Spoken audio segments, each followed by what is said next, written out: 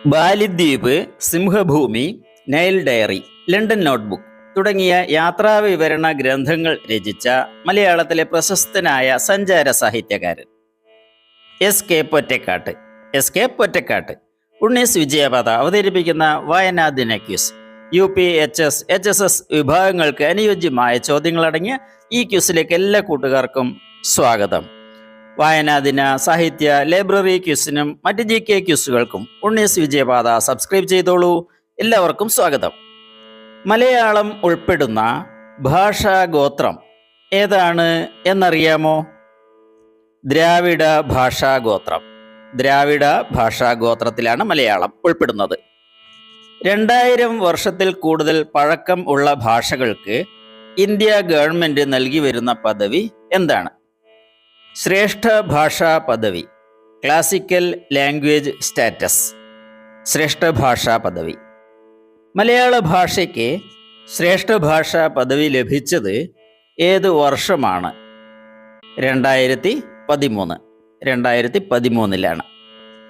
കേരള സർക്കാർ നൽകി വരുന്ന വലിയ സാഹിത്യ പുരസ്കാരം ഏത്? എഴുത്തച്ഛൻ പുരസ്കാരം. മലയാള ഭാഷയുടെ കരുത്തും സൗന്ദര്യവും ഒത്തിണങ്ങിയ ആദ്യ കൃതി ഏത്? ഉത്തരം കൃഷ്ണഗാഥ. ചെറുശ്ശേരി രചിച്ച കൃഷ്ണഗാഥയാണ്. കാബൂളിവാല എന്ന പ്രസിദ്ധമായ കഥ രചിച്ചത് ആരാണ്?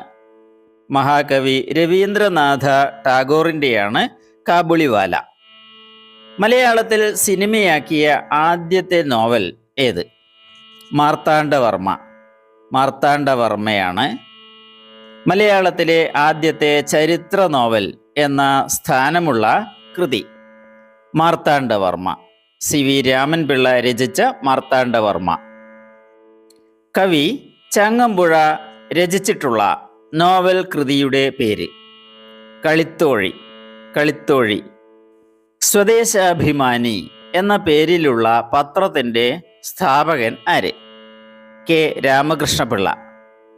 രാമകൃഷ്ണപിള്ള. ലീല നമ്പൂതിരിപ്പാട് എന്ന സാഹിത്യകാരി ഏതു പേരിലാണ് അറിയപ്പെട്ടത്? അവരുടെ തൂലികാനാമമാണ് സുമംഗല.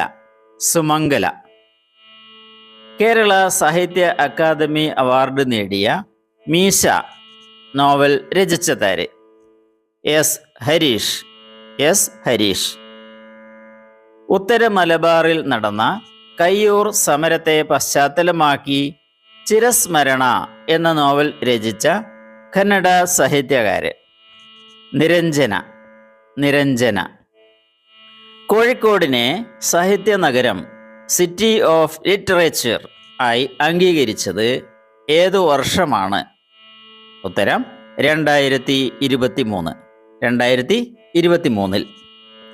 ലോകത്ത് ആകെ എത്ര നഗരങ്ങൾക്കാണ് യുനെസ്കോ സാഹിത്യ നഗരം എന്ന പദവി നൽകിയിട്ടുള്ളത്? 53 നഗരങ്ങൾക്കാണ് 2024 വരെ നൽകിയിട്ടുള്ളത്.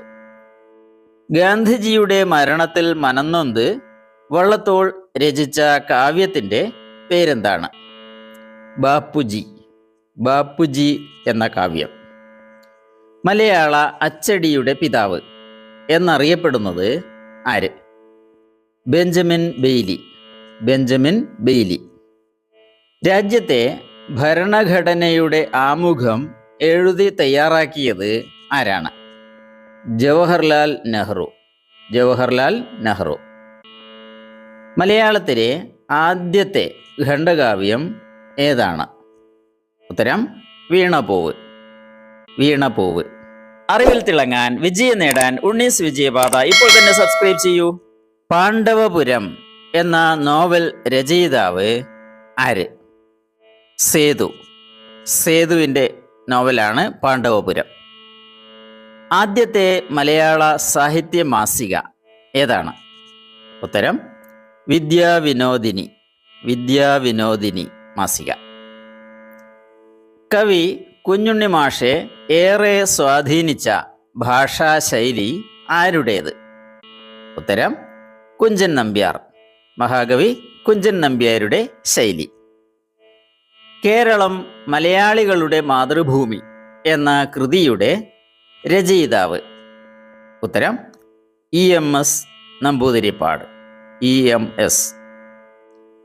പലരും അധ്യാപക കഥകൾ എഴുതിയിട്ടുണ്ടെങ്കിലും മലയാളത്തിലെ അധ്യാപക കഥകളുടെ കർത്താവ് എന്ന് വിളിക്കുന്നത് ആരെയാണ്? കാരൂർ നീലകണ്ഠപിള്ള. കാരൂർ നീലകണ്ഠപിള്ളയെ. കണ്ണുനീർത്തുള്ളി എന്ന പേരിലുള്ള വിലാപകാവ്യം രചിച്ചതാര്? ഉത്തരം നാലപ്പാട്ട് നാരായണ മേനോൻ. നാലപ്പാട്ട് നാരായണ മേനോൻ. ഒരു സാധാരണ തൊഴിലാളി കഥാപാത്രമായി വരുന്ന മലയാളത്തിലെ ആദ്യത്തെ നോവൽ ഏതാണ്? ഉത്തരം ഓടയിൽ നിന്ന്. ഓടയിൽ നിന്ന്. ഓടയിൽ നിന്ന് എന്ന നോവലിലെ കഥാപാത്രം പപ്പുവിൻ്റെ തൊഴിൽ. സൈക്കിൾ റിക്ഷ വണ്ടിക്കാരനാണ്. സൈക്കിൾ റിക്ഷ വണ്ടി ഓടിച്ചു കിട്ടുന്ന വരുമാനം കൊണ്ട് കഴിയുന്ന ആളാണ് പപ്പു. ONV രചിച്ച ഉജ്ജയിനി എന്ന കാവ്യത്തിലെ നായക കഥാപാത്രം ആരാണ്? കാളിദാസൻ. മഹാകവി കാളിദാസനാണ്. ദൈവമേ കൈതൊഴാം കേൾക്കുമാറാകണം എന്ന് തുടങ്ങുന്ന പ്രസിദ്ധമായ പ്രാർത്ഥനാഗാനത്തിൻ്റെ രചയിതാവ് ആരാണ്? പന്തളം കേരളവർമ്മ. പന്തളം കേരളവർമ്മയാണ് പ്രസിദ്ധമായ ഈ പ്രാർത്ഥനാഗാനം രചിച്ചത്. ചെമ്പേരി എന്ന കുടിയേറ്റ ഗ്രാമത്തെ പശ്ചാത്തലമാക്കി കാക്കനാടൻ രചിച്ച നോവലിൻ്റെ പേരെന്ത്? ഉത്തരം ഒറോത. ഒറോത എന്നാണ് നോവലിൻ്റെ പേര്. കുട്ടനാട്ടിലെ കർഷക തൊഴിലാളികളുടെ ജീവിതത്തിൻ്റെ നേർചിത്രമായി തകഴി രചിച്ച നോവലിൻ്റെ പേര്? രണ്ടിടങ്ങഴി. രണ്ടിടങ്ങഴി എന്നാണ് നോവലിൻ്റെ പേര്. നിങ്ങളോർക്കുക നിങ്ങളെങ്ങനെ നിങ്ങളായെന്ന് ആരുടെ വരികളാണ്? കടമ്മനിട്ട രാമകൃഷ്ണൻ. കടമ്മനിട്ട രാമകൃഷ്ണൻ്റെ വരികളാണ്. രാജ്യസഭാംഗമായ ആദ്യ മലയാള കവിയുടെ പേര്? ഉത്തരം G. ശങ്കരക്കുറുപ്പ്. G. ശങ്കരക്കുറുപ്പ്. ഇന്ത്യയിലെ ആദ്യത്തെ ബാലമാസിക ഏതാണ്? ഇന്ത്യയിലെ ആദ്യത്തെ ബാലമാസിക ദിഗ്ദർശന. ബംഗാളി ഭാഷയിലുള്ള ബാലമാസികയാണ് ദിഗ്ദർശന.